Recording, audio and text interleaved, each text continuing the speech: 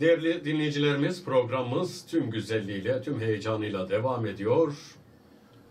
Konumuz Mescid-i Aksa, Filistin üzerine yine devam ediyoruz. Sizden gelen istek ve güzel paylaşımlarla programımız devam ediyor. Sıradaki eserimiz Mescid-i Aksa ile ilgili bir eser. Bu eseri canlı yayında armağan etmek isterseniz telefon numaramız 215 10 20.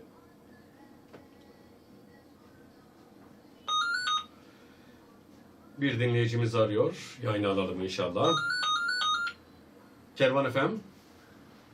Programımıza hoş geldiniz. Sizi bir tanıyalım. Evet, Mescid-i Aksa ile ilgili, Kudüs ile ilgili neler söylemek isterseniz. Buyurun, mikrofon sizde. Bugün değil, evet. Her zaman Kudüs'e destek olmalıyız. Programımız tüm güzelliğiyle devam ediyor.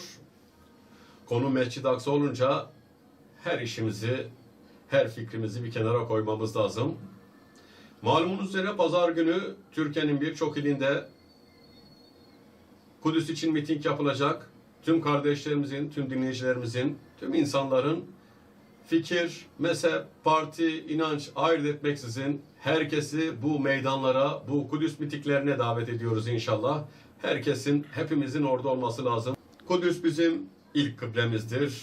Kudüs bizim kırmızı çizgimizdir. Kudüs bizim vazgeçilmezimizdir. Değerli dinleyicilerimiz, Kudüs'le ilgili kısa bir şiir okuyalım. Bir dörtlük var. Merhamet timsali Efendimizin miracı oradan başladı. O ne güzel ve kutlu bir yolculuk. Başlangıcı da muhteşem, bitişi de.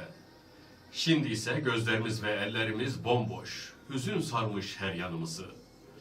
100 yıldır kanıyor çünkü Kudüs, 100 yıldır yanıyor yüreklerimiz. 100 yıldır yanıyor ateşlerde. Biz bu kan revan hallerimizde daha ne kadar yaşarız? Kudüs'le ilgili kısa bir dörtlük paylaşıyoruz. Ben Kudüs, bana çok kapıdan girilir. Bir de aşk kapısından. O kapı kalp kapısı. O kapı gök kapısı. Mescid-i Aksa ilk ve son durak. Bende yükseldi Burak. Efendim mesele Kudüs olunca biz her şeyi bir kenara bıraktık. Bir haftamızı hafta sonu pazar günü dahil olmak üzere, yarın dahil olmak üzere 7 Kardeş Radyo'yla ortak yayına girdik. Hem gündüz hem gece. Gündüz 7 Kardeş Radyo'yla ortak yayın yaptık. Gün içerisinde yaklaşık 3,5 saat hiç durmadan canlı yayınlar aldık. Gaziantep'ten, diğer şehirlerden, şehrimizden başta olmak üzere dinleyiciler katılıp bizlere destek verdiler. Kudüs davasına, Kudüs meselesine destek verdiler. Geceleri de Rehber TV ile ortak yayına geçtik. Yani gündüz radyolarla, gece TV ile yayına geçtik. Yine yetmez dedik. Seferberlik başladık efendim. Biz de Kudüs için neler yapabiliriz, nasıl destek olabiliriz diye yayınlarımızın komple gün içerisinde 24 saat olmak üzere genelde Kudüs ile ilgili meseleler, sohbetler, ilahiler, ezgiler, programlar yapmaya çalıştık.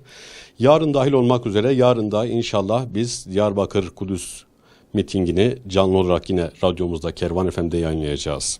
Az önce yine dediğimiz gibi mesele Kudüs meselesi olunca her şeyimizden vazgeçtik, feragat ettik.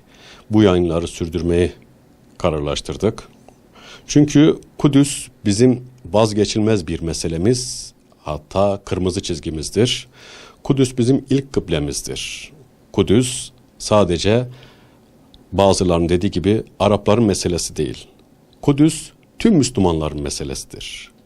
Hatta daha da İleri söyleyecek olursak bu tüm insanlığın meselesidir. En başta Müslümanların meselesidir. İlk kıblemiz olması hasebiyle, etrafın mübarek kılınmış olması hesabıyla, sonra da orada büyük bir insanlık dramı yaşanmaktadır. Kadın, çoluk, çocuk, genç, yaşlı demeden savunmasız, masum, silahsız insanların üzerine bombalar yağdırılıyor. Biz buna tepkisiz, duyarsız kalamazdık. Onun için biz de Kervan FM yönetimi olaraktan böyle yayınlara her zaman devam etmeye karar verdik. Her zaman inşallah bu tür yayınlarımız devam edecektir. Kudüs meselesi tüm Müslümanların ve tüm insanlığın meselesidir. Kudüs bizlere atalarımızdan, peygamberlerimizden bir emanet olarak kalmıştır. Bu emanete sahip çıkmamız lazım. Biz de buradan sizin aracılığınızla tüm halkımızı yarın bu pazar Diyarbakır'da istasyon meydanına davet ediyoruz.